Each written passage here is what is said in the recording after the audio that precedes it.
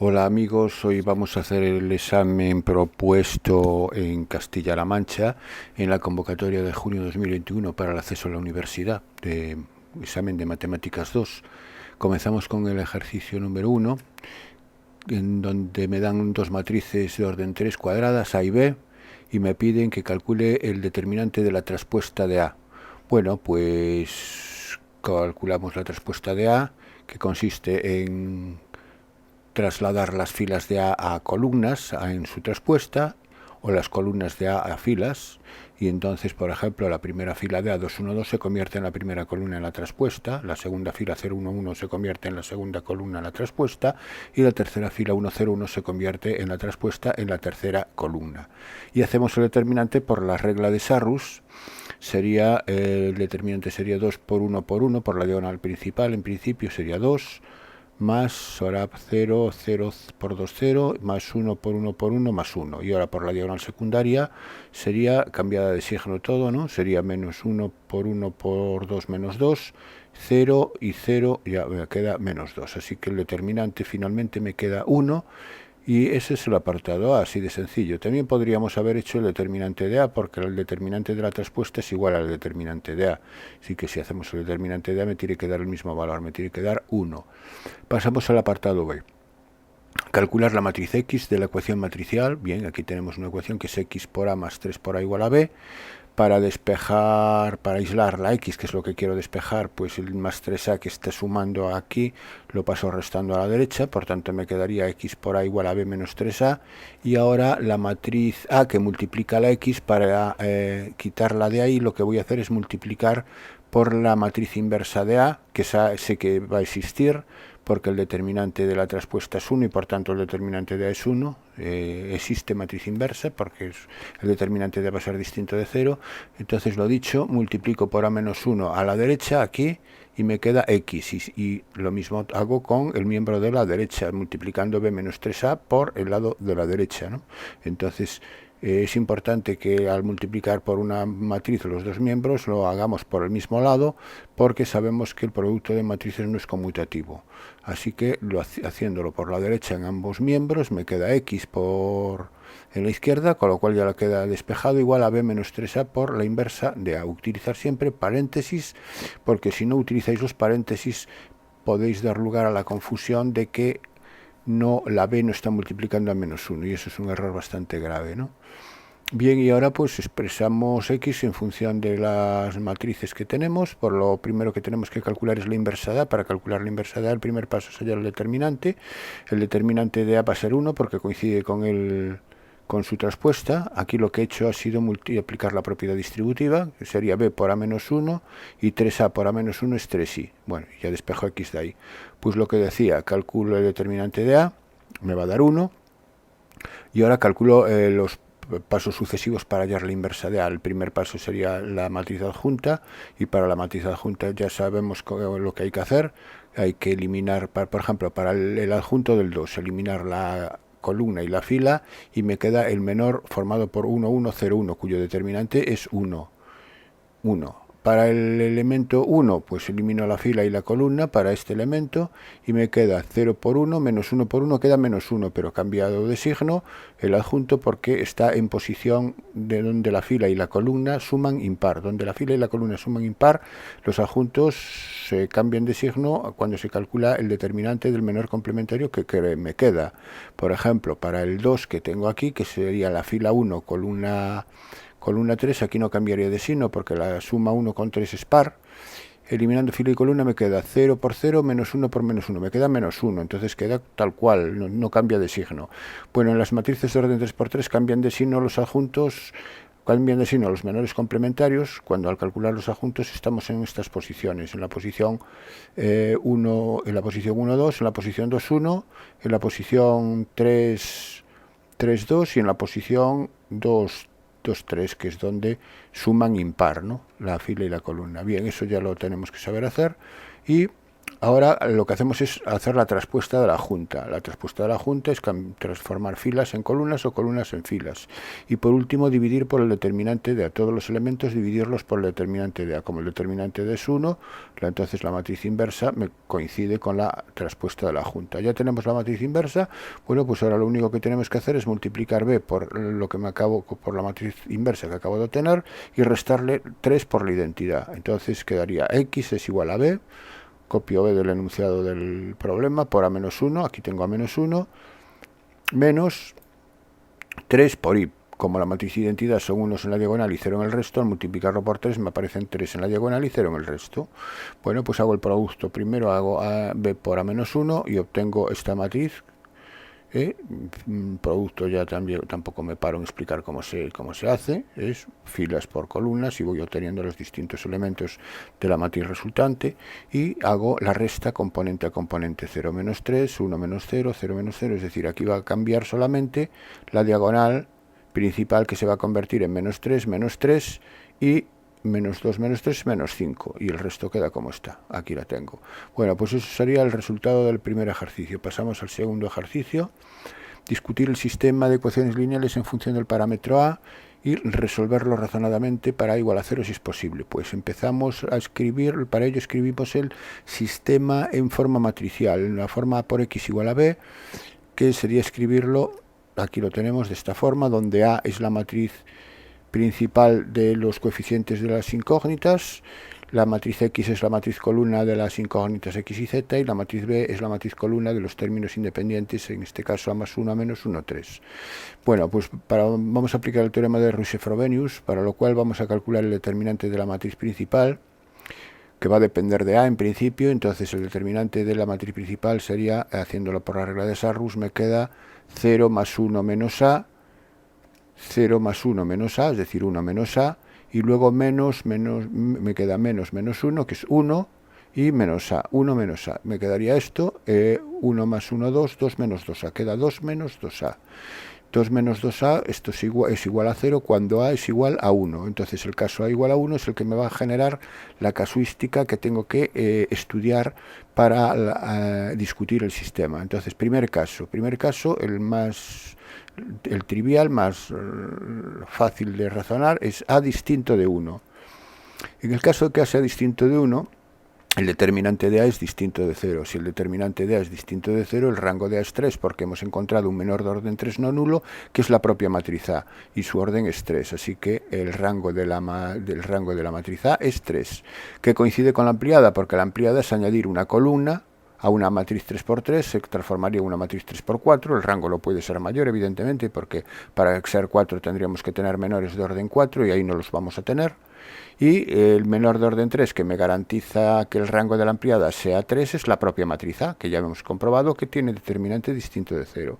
Así que, al ser los rangos iguales como coinciden con el número de incógnitas, el teorema de Rouchet me dice que el sistema es compatible determinado. Es decir, tiene solución única. Y vamos con el caso A igual a 1. Para el caso A igual a 1 podemos escribir A, ya dándole al parámetro al valor 1. Entonces la matriz A la tenemos aquí delante. Sabemos que el determinante de esta matriz es 0, sin necesidad de volverla a hacer, evidentemente, porque ya sabemos que para A igual a 1 esto me va a dar 0. Y el rango de A es menor que 3. ¿Es 2? Me pregunto, ¿es 2? Tengo que encontrar un menor de orden 2 no nulo dentro de la matriz A. ¿Lo encuentro? Pues sí, hay muchos. Por ejemplo, este ya me serviría, porque este es un menor de orden 2, cuyo determinante es menos 1 distinto de 0, por lo tanto el rango de A es 2. ¿Y la ampliada? ¿Qué pasa con la ampliada? Bueno, pues escribimos la matriz ampliada, y para la matriz ampliada vamos a comprobar si los determinantes de orden 3 que tengo aquí son todos nulos o hay alguno que no lo sea. Entonces, si hay alguno que no lo sea, el rango sería 3, y si son todos nulos, el rango sería 2. Así que vamos a empezar con el primero, con el 1, 1, 1, 1, 0, menos 1 y 2, 0, 3.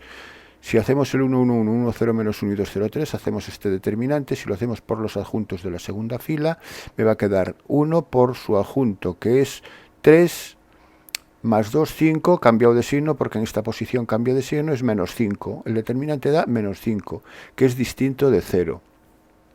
Por lo tanto, hemos encontrado un menor de orden 3 no nulo, así que el rango de la matriz ampliada es 3. Como el rango de la principal era 2, el teorema de Rouchet me dice que si los rangos son distintos, el sistema es incompatible, es decir, no tiene solución. Y entonces ya no tenemos más casos que discutir, por lo tanto hemos acabado con la discusión. Vamos a ver la resolución. La resolución me la pide para a igual a 0. Para a igual a 0 estamos en el caso a distinto de 1. Es decir, estamos en un caso compatible determinado. Así que ahora para a igual a 0, el sistema sería el siguiente. Bueno, escribiríamos el sistema que tenemos aquí sustituyendo a por 0. Entonces aquí ya me salen, si lo hacemos directamente sustituyendo a por 0, ya por ejemplo la z ya me saldría menos 1, y luego me quedaría x con x menos y x más y lo sumamos, y entonces se van las y y despejamos la x, es decir, por los métodos tradicionales de reducción sale también muy facilito, podéis hacerlo. Yo lo voy a hacer por el método de Cramer, porque es un sistema de Cramer, son 3 ecuaciones con 3 incógnitas, donde el determinante de la matriz principal es distinto de 0, porque para a igual a 0 el determinante es, fijaros que es 2. Para cualquier valor de a, el determinante es menos 2a más 2. Para igual a 0 el determinante va a ser 2. No hace falta que lo calculemos aparte, ¿no? Bueno, pues el método de Cramer me dice que las incógnitas se obtienen haciendo el cociente entre el determinante de la matriz principal pero en el numerador, pero sustituyendo la columna en la posición de la incógnita que estoy calculando, en este caso x, y por tanto sería la primera columna, sustituyéndolo por el término independiente. Pero los términos independientes para el caso igual a 0 son 1, menos 1 y 3. De ahí que aparezca aquí esa columna, 1, menos 1, 3. Y el resto pues son las columnas de a. Y partido por el determinante de la matriz principal. La matriz principal quedamos que el determinante era 2. Así que esto sería el valor de x. Haciendo el determinante del numerador y dividiendo entre 2, me va a dar 3, x3. Lo mismo para y. ¿Qué cambia en y? Ahora la columna de los términos independientes, que es 1 menos 1, 3, pasa a ocupar la segunda columna, la segunda posición, porque estamos calculando la incógnita y. Y haciendo el desarrollo me da menos 1. Y para z, pues lo mismo. La que ocupa ahora la columna de los términos independientes es la tercera, y haciendo el desarrollo me va a quedar menos 1. Bueno, estas son las soluciones por el método de Cramer, pero repito que lo podéis resolver por el método que queráis, sustituyendo a por 0, sabiendo siempre que va a tener solución única porque estamos en el caso distinto de 1, compatible determinado. Bueno, pasamos al ejercicio número 3. Calcular razonadamente la siguiente integral.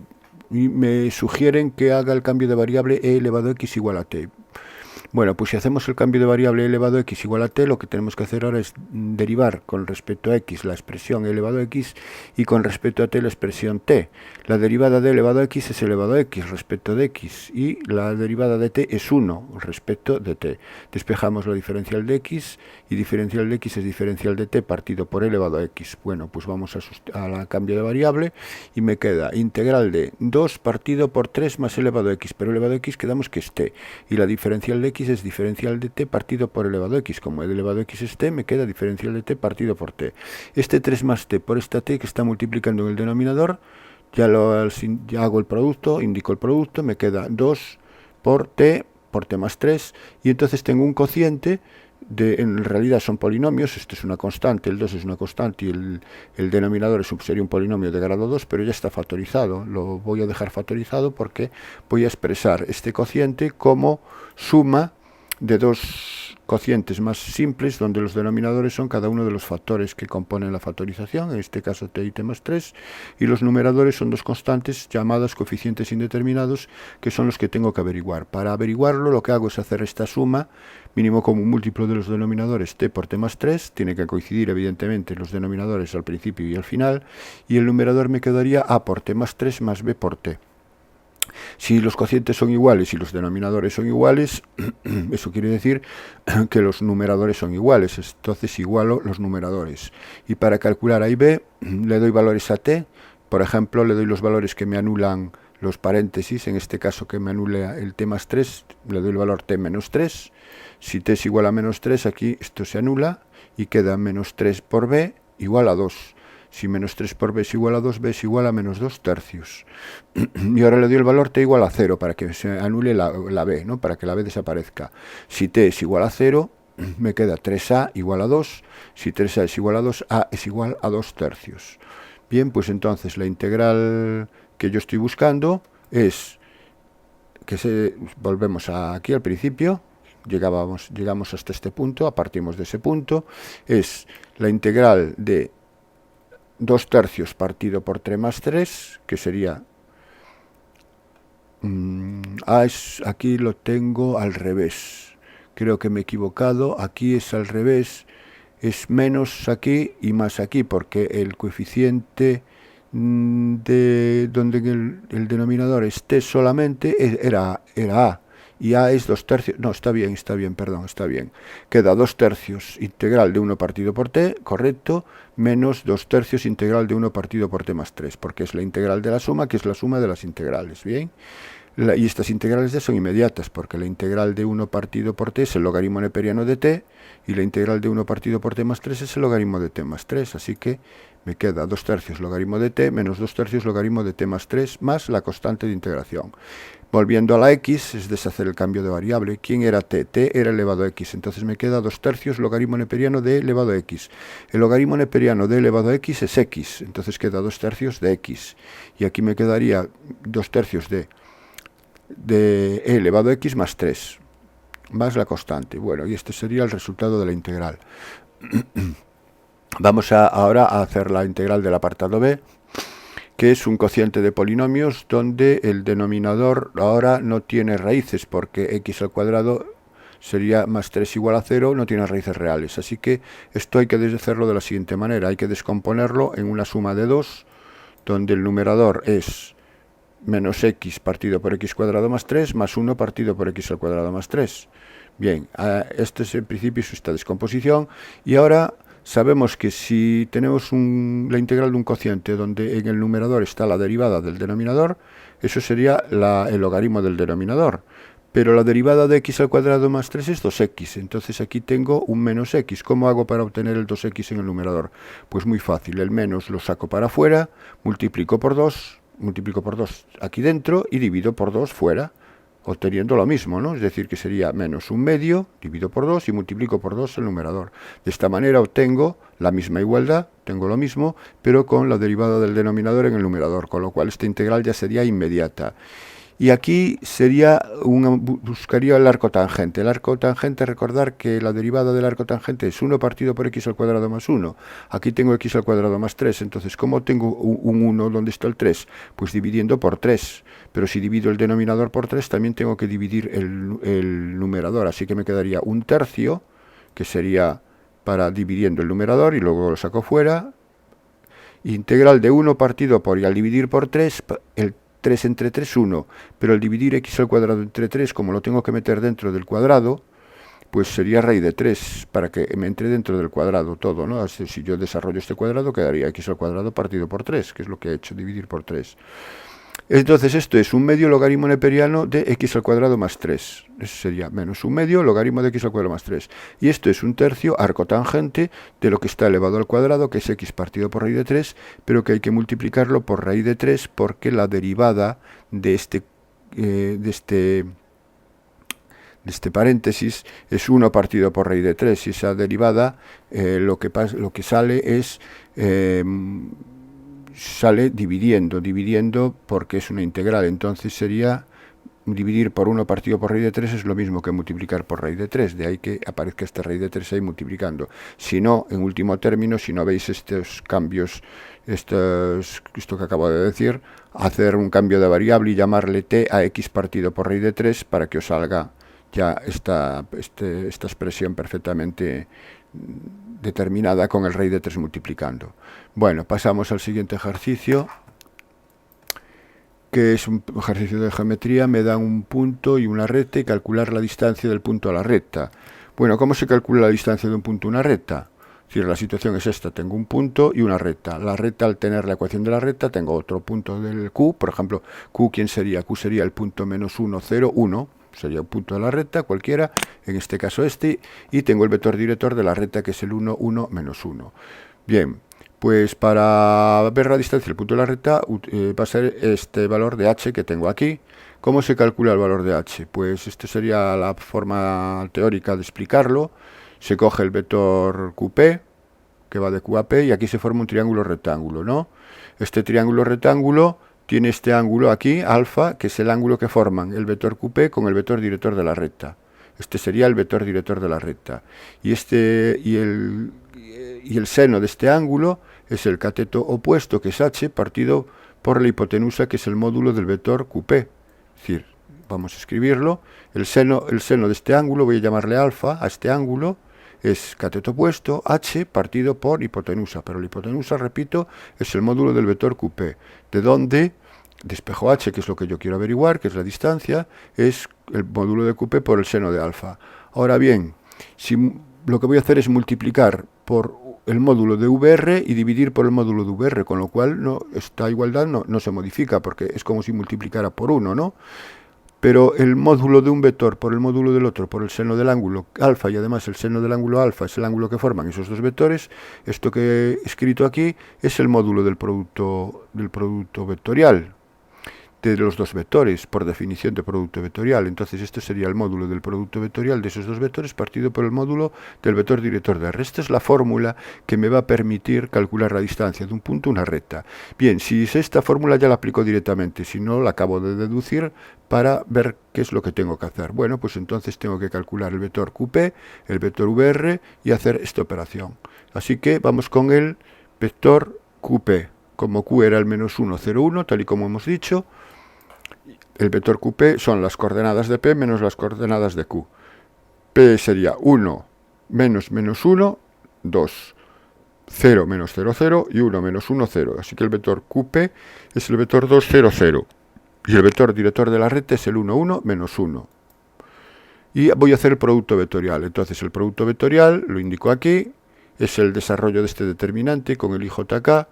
Y yo ya lo hago por los adjuntos de IJK. Si hago el adjunto del I, el adjunto de I me queda, elimino fila y columna y me queda 0. 0, 0 me queda 0. El adjunto de J, elimino fila y columna y me queda 2 por 1 menos 2, pero el adjunto de J en esta posición cambia de signo. Por eso me da 2, la segunda componente, o el escalar de J. Y para acá, para la tercera componente, elimino fila y columna y me queda 2 por 1 es 2, menos 0 queda 2 también. Queda el vector 0, 2, 2. Lo puedo dividir todo por 2 y lo puedo... Bueno, no, perdón, aquí no puedo dividirlo por 2 porque lo voy a utilizar como voy a calcular una distancia. Entonces no puedo simplificarlo, ¿eh? Cuando calculo distancias no lo puedo simplificar, no lo voy a tratar como una dirección.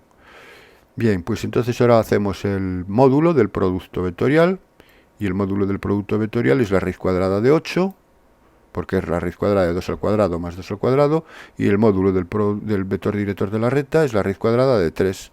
Raíz de 8 entre 3, pues eso sería el resultado final de la distancia entre el punto y la recta. Vamos con el apartado B, y el apartado B me dice que me dan dos rectas y calcular el valor de A para que las dos rectas sean paralelas. Bien, para que dos rectas sean paralelas, sus vectores directores tienen que tener la misma dirección, y si dos vectores directores tienen la misma dirección, el rango formado por ellos es 1, porque al tener la misma dirección son linealmente dependientes, y el número máximo de vectores linealmente independientes, dados los dos, es 1. Así que escribo los vectores. Bueno, tengo S, la recta S, la recta T, el rango de los vectores directores tiene que ser 1, y el vector director de S es 2 menos 2A, 2. Y el vector director de T es A menos 1, 1. Como el rango tiene que ser 1, los menores de orden 2 posibles que yo pueda encontrar aquí tienen que tener determinante 0. Así que escribo los menores de orden 2 y los igualo a 0. Estos son los tres posibles menores de orden 2.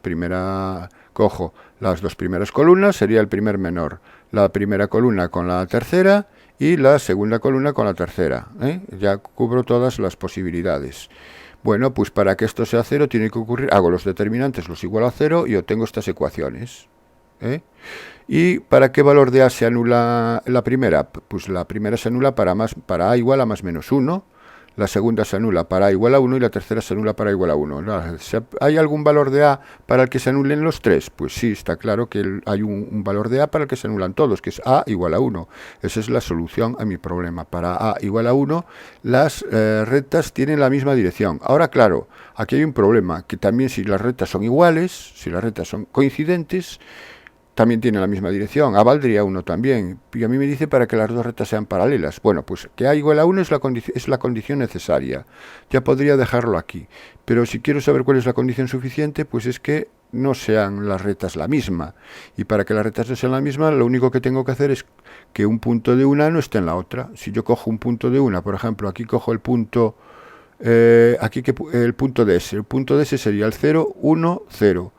Me pregunto, ¿el 0, 1, 0 pertenece a la recta T? Pues el 0, 1, 0 voy a demostrar que no pertenece a la recta T. ¿Por qué? Porque si sustituyo x por 0 y y por 1 aquí, me queda menos 1 partido por A, que A, repito, que ahora A es 1, es igual a 1 más 1, es decir, es igual a 2 partido por menos 1. ¿Esto es cierto? No. Al no ser cierto, el punto 0, 1, 0 no pertenece a T. Si un punto de esta recta no pertenece a la otra recta, es que las rectas no son la misma. Porque si las rectas fueran la misma, todos los puntos de S estarían en T y viceversa. Entonces, esta sería la condición necesaria y suficiente para que las dos rectas sean paralelas, estrictamente paralelas, que A sea igual a 1. Vale, pues pasamos al siguiente ejercicio, que dice, me dan 4 puntos A, B, C y D, y me piden el volumen del tetraedro de vértices A, B, C y D. Bueno, lo único que tenemos que recordar aquí es que en la interpretación geométrica del producto mixto me dice que el módulo del producto mixto, perdón, el valor absoluto, el producto mixto es un número real. Entonces, el valor absoluto del producto mixto es el volumen del paralelepípedo que determinan los vectores A, B, C y D. Y el volumen es un sexto de ese valor absoluto. Aquí tengo el tetraedro, que forman A, B, C y D, y el volumen de este tetraedro es la sexta parte del módulo del valor absoluto del producto mixto. Del producto mixto de AB, AC y AD. Aquí obtengo AB, que serían las coordenadas de B menos las de A, AC, que serían las de C menos las de A, y AD, que serían las de D menos las de A. Ahí ya no me paro, hacéis las restas correspondientes, obtenéis los vectores, y ahora vamos a hacer el producto mixto. El volumen, aquí está la fórmula que os comentaba, es un sexto del valor absoluto del producto mixto. Entonces, un sexto, el producto mixto es el determinante de las componentes de los tres vectores. Bueno, pues haciendo esta operación, este determinante vale 1. Ya lo he hecho previamente, vale 1. Si no lo comprobáis, si queda un sexto por 1, un sexto. El volumen es un sexto de unidades cúbicas en el sistema de referencia ortonormal que estamos trabajando.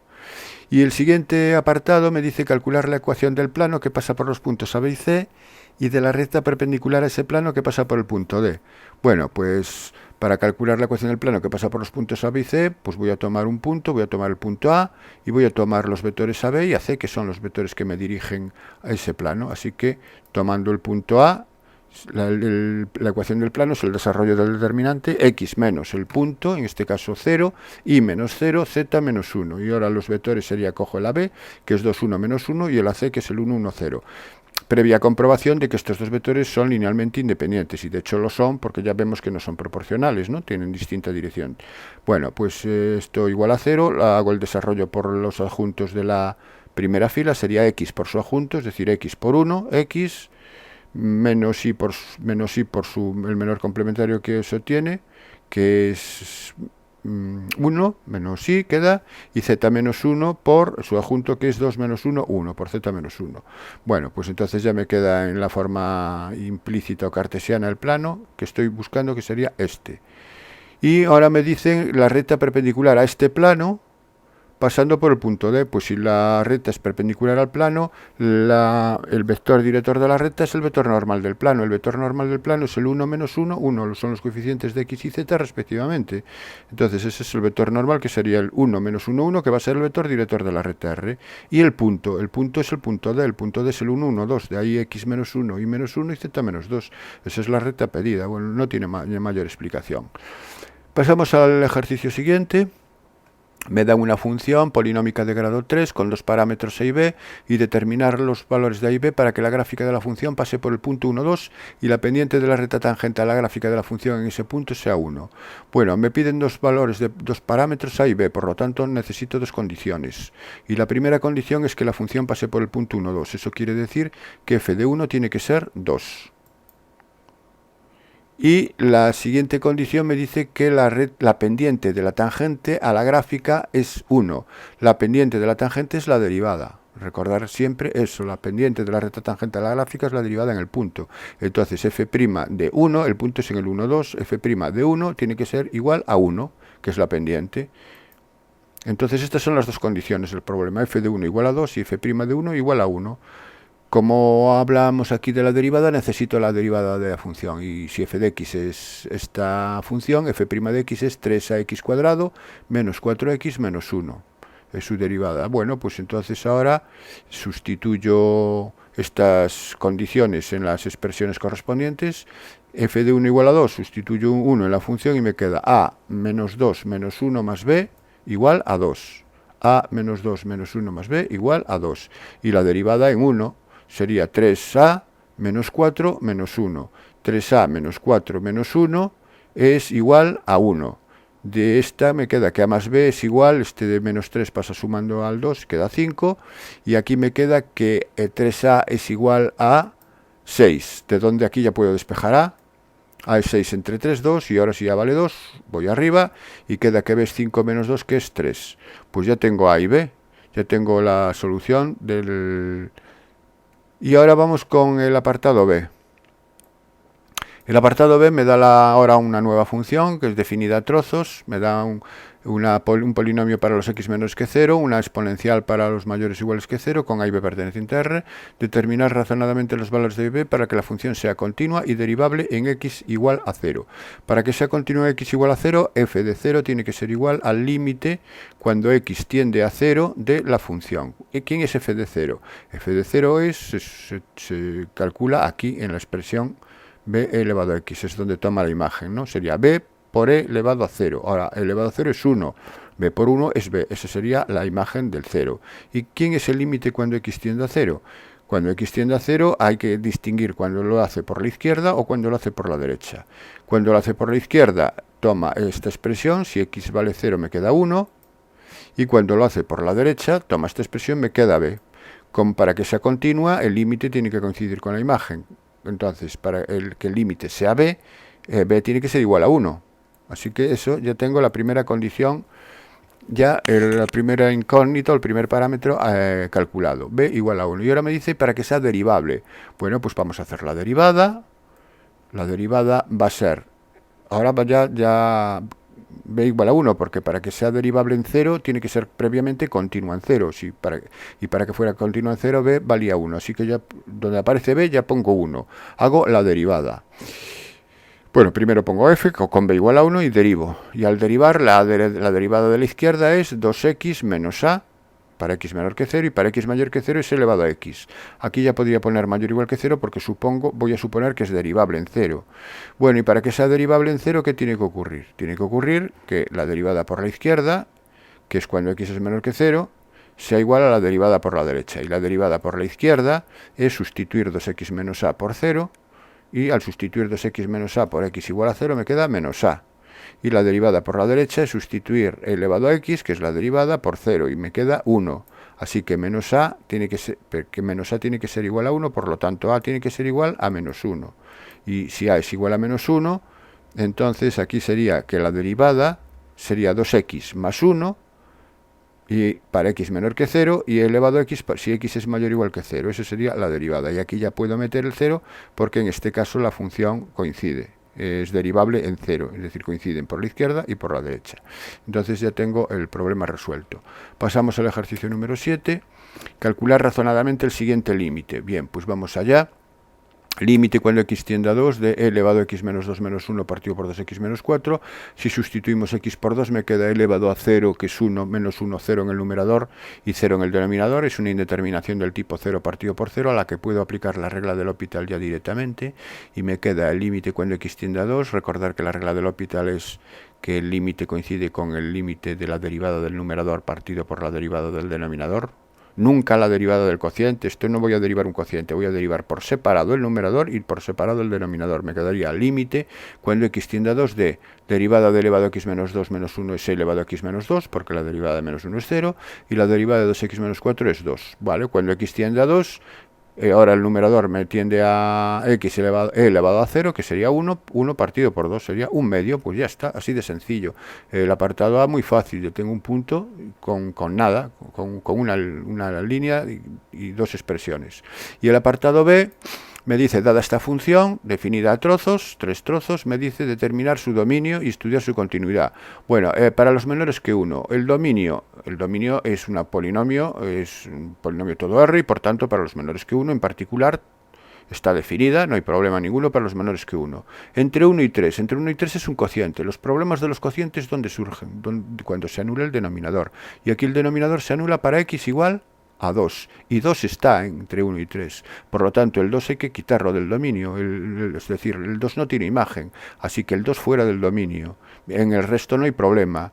Y para los x mayores que 3 tampoco hay problema, porque la función elevado a x es continua, está definida en todo R, y en particular para los mayores que 3. Así que el dominio sería todo R menos el 2. En el 2 aquí habría ese problema que os acabo de comentar.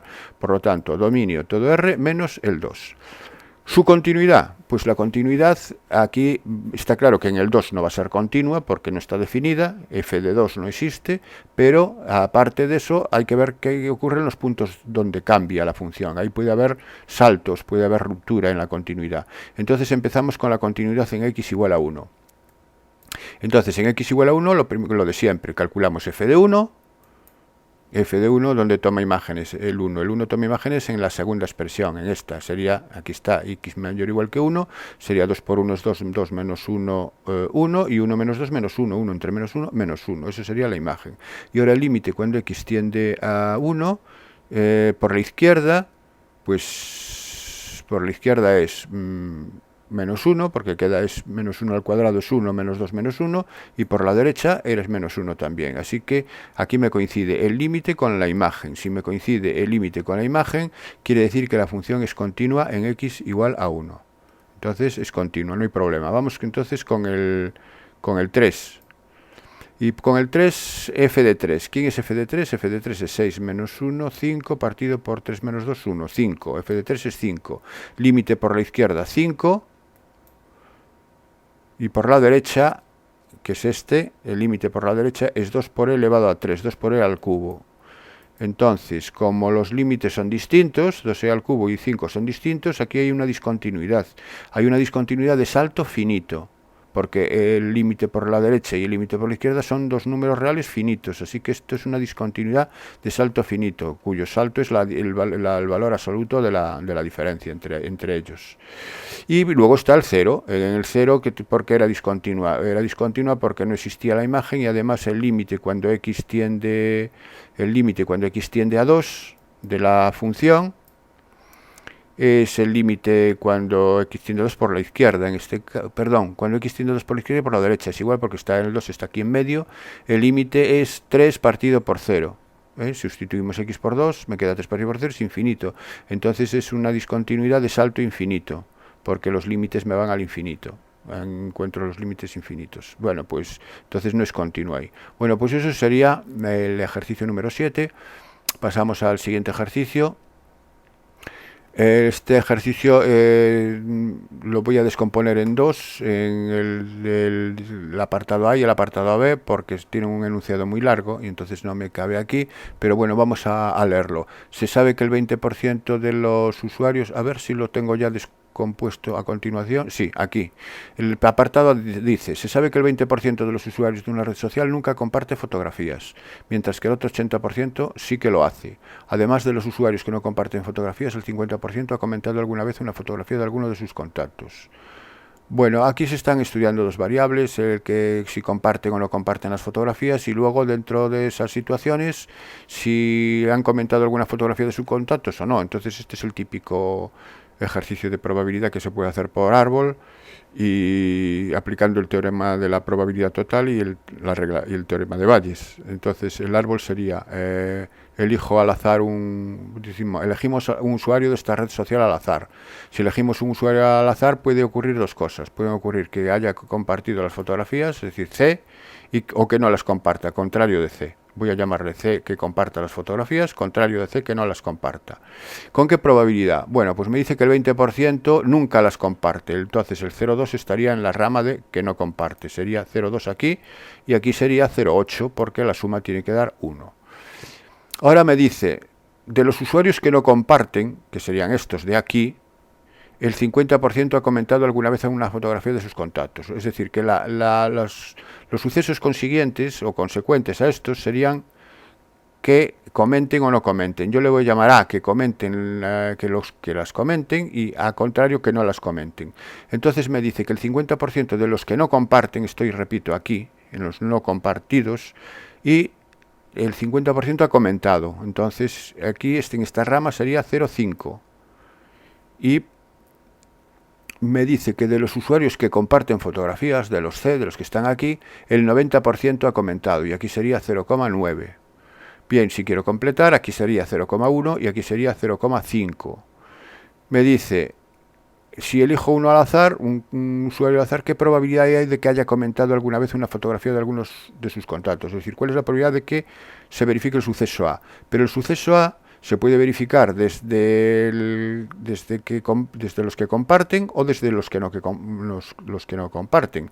Entonces sería 0,8 por 0,9 para los que comparten, más 0,2 por 0,5 para los que no comparten. Bien, y esto me va a dar 0,82. Y el apartado A2 me dice, si se sabe que nunca ha comentado una fotografía, es decir, si se sabe es una condición previa, ¿cuál es la probabilidad de que comparta? Es decir, ¿cuál es la probabilidad de C condicionado a que no ha comentado, contrario de A, probabilidad de C, condicionado contrario de A? Bueno, esto es igual a la probabilidad de la intersección, que es C intersección contrario de A, partido por la probabilidad del contrario de A. La probabilidad de C intersección contrario de A, lo tengo aquí, C contrario de A. El contrario de A aquí era 0,1. Recordar que era 0,1 porque me tienen que sumar 1. Entonces es 0,8 por 0,1. Lo hago de otra forma, aunque aquí lo estoy haciendo de otra forma. Lo estoy haciendo por la probabilidad de la diferencia. Pero lo podemos hacer más fácilmente por el árbol, lo que acabo de decir, 0,8 por 0,1. Y aquí la probabilidad del contrario de A es 1 menos la probabilidad de A. Como la probabilidad de A es 0,82, me queda 1 menos 0,82. Al final me va a dar 0,44. Bueno, ¿cómo lo he hecho aquí? Bueno, recordar que la probabilidad de un suceso intersecado con el contrario de otro es la probabilidad de dicho suceso menos la probabilidad de la intersección de ambos. Esto es lo que es una propiedad que tenemos que saber. La probabilidad de C es 0,8 y la probabilidad de A intersección C es que se cumpla A y C. Lo que pasa es que es 0,8 por 0,9. Lo que pasa es que es una tontería hacerlo así. Aquí realmente es una tontería hacerlo así porque la probabilidad de C intersecado contrario de A también lo tengo en el árbol más directamente, sin necesidad de hacer este rodeo, ¿no? Es decir, la probabilidad de C intersección al contrario de A lo tengo aquí. C 0,8 por contrario de A 0,1. Aquí hay un 0,1. Habría un 0,1, lo que pasa es que no lo puse porque no lo estoy utilizando, pero lo puedo utilizar. Y al final, entre 0,18 me tiene que dar lo mismo, me tiene que dar 0,44.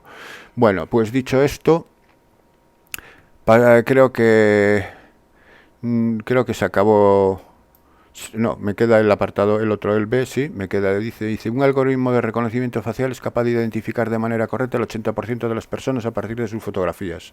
Se procesan las fotografías de 4 personas con este algoritmo. ¿Qué probabilidad hay de que identifique correctamente a las 4 personas de las fotografías? Bueno, aquí esto es un proceso, un experimento de Bernoulli, porque se están haciendo 4 pruebas, que es procesar 4 personas para las fotografías, ¿no? Procesar las 4 fotografías. Sería n igual a 4, el suceso éxito al procesar las fotografías es si el algoritmo de reconocimiento identifica de manera correcta, es decir, sea el suceso A que identifica correctamente una persona, el algoritmo, la probabilidad de que eso ocurra es 0,8, porque me dice que ocurre en el 80% de las personas, 0,8, y si le llamamos x a la variable aleatoria, número de personas o número de fotografías que reconoce correctamente el algoritmo, sería x, sería una distribución binomial de parámetros 4 y 0,8. Entonces estamos ante una binomial 408, y ya me la da el propio enunciado del problema, me está dando la tabla de la binomial para n igual a 4, aquí lo tenemos, y para P08, aquí está la columna del 0,8. Entonces voy a tener que trabajar en esta columna, en la columna del 0,8. Ahora me dice, apartado A, ¿cuál es la probabilidad de que identifique correctamente a las 4 personas? Es decir, ¿cuál es la probabilidad de x igual a 4? Pues la probabilidad de x igual a 4, me voy aquí al 0,8 columna y para k igual a 4. El 4 sería 0,4096, pues ya estaría resuelto. ¿Y cuál es la probabilidad de que identifique correctamente al menos a una persona? Al menos una sería la probabilidad de x mayor o igual que 1. El contrario es mucho más cómodo, porque el caso x mayor o igual que 1 me implica hallar el 1, 2, 3, 4. Sería sumar estos 4 valores excluyendo la primera. Si lo hago por el contrario, sería 1 menos la probabilidad de x menor que 1, y x menor que 1 es x igual a 0. Sería 1 menos la probabilidad de x igual a 0. Y la probabilidad de x igual a 0 es 0,0016. Sería 1 menos 0,0016, que es el resultado final 0,9984. Bueno, pues esto sería todo el ejercicio propuesto en Castilla-La Mancha. Espero que os haya servido de ayuda, y vuestro profesor siempre tiene la última palabra en las dudas que os pueda suscitar. Las dudas que pueden suscitar estos problemas. Contrastad en internet siempre todo tipo de información. Os espero en el próximo vídeo.